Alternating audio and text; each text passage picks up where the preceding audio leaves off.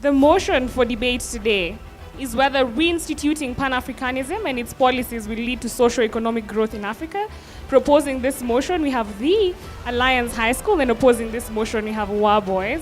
May the best team win.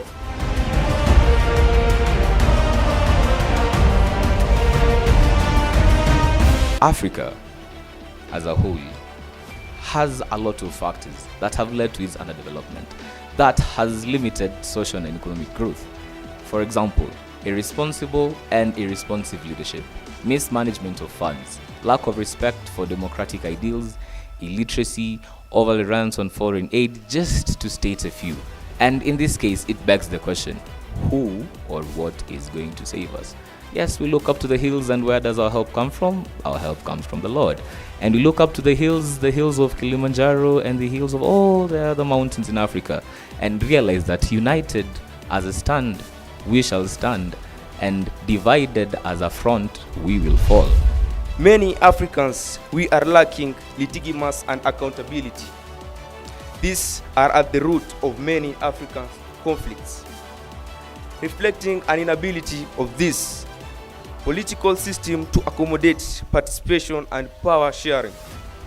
In fact, this will be like we are introducing ourselves in a big problem, because in Africa there is a lot of social injustice. Many of us sit at our television sets, blaming the iniquity of social wars, blaming the iniquity of hunger, starvation, and then we sit comfortably in our chairs thinking we have to do nothing about them. This is what Pan-Africanism comes to solve. They tell us nothing that can give us social and economic growth in Africa. Absolutely nothing. They bring no solution to the table. We bring Pan-Africanism. The same Pan-Africanism that was founded by our forefathers since 1897, and 5 congresses later became what we see today.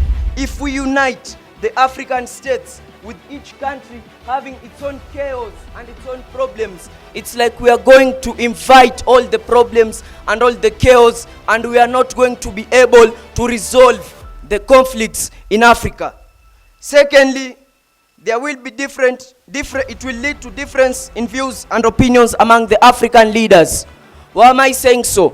Remember, in the Pan-Africanism movement, we have different leaders from different African states. So when these leaders come on table and agree on something, maybe some leaders will have this opinion and the other one will have different opinion, of course. So by having this, it will lead to misunderstanding of the Pan-Africanism members, that this will lead to social conflicts among the Pan-Africanist members. We know one of the inherent issues that we have as Africa is our leadership. And by mitigating leadership, we mitigate Africa for a better Africa, for the better of the people of Africa. Objectives and aims that Pan-Africanism held in the past was to unite all people of African origin, and you know, unity is strength. That's why we cannot be the Alliance High School only by Leonard Asanga. The Alliance High School is built in all of us.